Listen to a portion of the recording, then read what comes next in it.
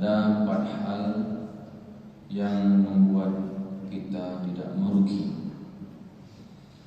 Ini sering kita dengar dalam sehari-hari, yaitu dalam surah Al-Asr. Itu kita bacakan Bismillahirrahmanirrahim, wal asr, demi waktu asar dan masa. Ayat ini diawali dengan sumpah. Allah bersumpah dengan asar.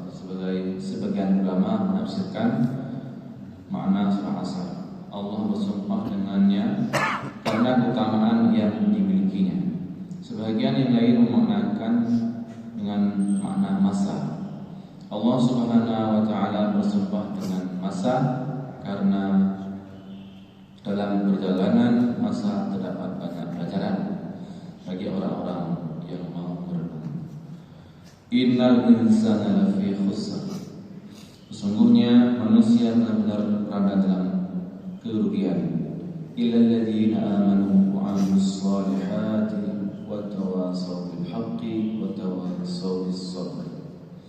Kecuali orang-orang yang beriman dan beramal saleh serta saling menasihati untuk kebenaran dan kesabaran. Jamaah salat subuh yang dirahmati Allah Subhanahu wa taala, dalam ayat tersebut ditegaskan bahwa seluruh manusia dalam kerugian kecuali orang-orang yang melakukan 4 perkara. Yang pertama yaitu yang memiliki iman, karena tanpa iman seorang tidak akan selamat di kehidupan akhirat. Yang kedua beramal saleh, yaitu melakukan seluruh apa yang Allah wajibkan kepada hamba-hambanya. Yang ketiga saling menasihati untuk kebenaran, yaitu saling menasihati untuk melakukan kebaikan. Keempat, saling menasihati untuk kesabaran, maknanya saling menasihati untuk bersabar dalam melakukan ketaatan, bersabar meninggalkan maksiat, bersabar menghadapi musibah. Sebab jika disebut kata sabar secara mutlak artinya mencakup sabar melakukan ketaatan, sabar menahan diri daripada melakukan kemaksiatan, dan sabar dalam menghadapi musibah. Bagi seseorang muslim minimal ia beriman kepada Allah SWT dan Rasulnya dan menjauhi kekufuran.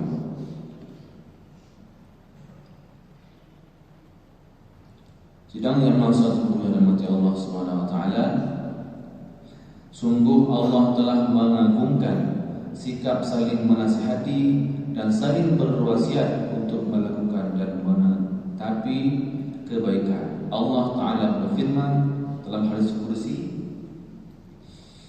yang artinya, dan telah tetap cintaku bagi orang-orang yang saling menasihati karenaku. Hadis riwayat Ahmad, Ibnu Hibban dan lainnya.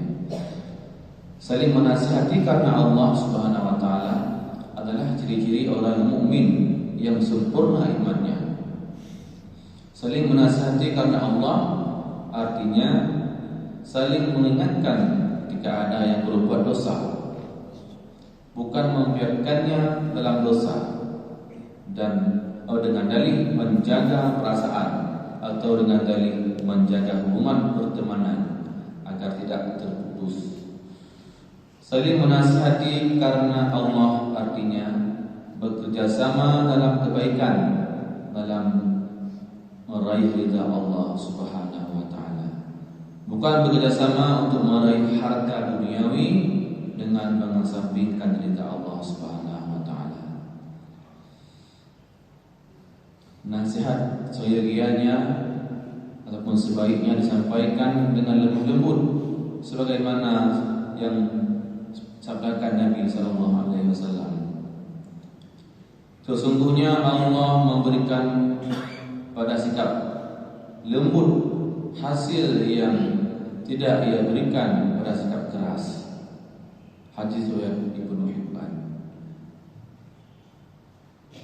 Dalam hadis yang lain Rasulullah SAW bersabda, sesungguhnya Allah mencintai kelembutan pada perkara seluruhnya. Hadis riwayat Imam Muslim. Nasihat juga semestinya disampaikan sekiranya tidak membuka aib seseorang di hadapan orang lain. Bahkan jika nasihat itu cukup dengan isyarat, maka kita lakukan. Jadi seorang muslim melakukan dosa dan aib, maka sepatutnya kita tutupi aibnya. Sebagaimana hal itu disebutkan oleh Rasulullah SAW, barang siapa menutup aib seorang muslim, maka Allah akan menutup aibnya di dunia dan akhirat. Dan barang siapa yang mengetahui aib pada saudaranya lalu ia tutupi, maka ia bagaikan menghidupkan anak perempuan yang dikubur hidup-hidup. Hadis riwayat Abu Dawud. Oleh karena itu, apabila kita melihat aib dari seorang muslim atau ia melakukan sesuatu kesalahan, maka selayaknya kita tutupi dan kita rahasiakan, serta tidak kita buka melainkan kita nasihati ia secara sembunyi-sembunyi, tidak di hadapan orang lain. Hal ini jika yang ia lakukan adalah aib atau dosa yang tidak membahayakan orang lain. Sebaliknya, jika dosa itu dapat membahayakan masyarakat, baik membahayakan agama atau kehidupan dunia mereka, maka kita perintahkan untuk memperingatkan masyarakat secara terang-terangan dari orang tersebut. Sedang jamaah salat subuh yang dirahmati Allah Subhanahu wa taala. Kemudian yang penting untuk diketahui bahwa di antara kesalahan besar yang dilakukan oleh sebagian orang, jika mereka melihat seseorang salah dalam perkara agama, seperti melakukan salat dengan tidak benar, orang itu tidak mereka tegur, sembari mereka mengatakan yang penting niatnya. Dalam hadis disebutkan innama binniyan, sesungguhnya amal-amal itu hanya akan sah dengan niat. Hal tersebut konteksnya tidaklah seperti yang mereka pahami, karena kita dalam masalah ini diperintahkan untuk melakukan dua hal sekaligus: berniat dengan benar dan melakukan perbuatan dengan benar sesuai tuntunan syariat. Hadis tersebut artinya bahwa amal saleh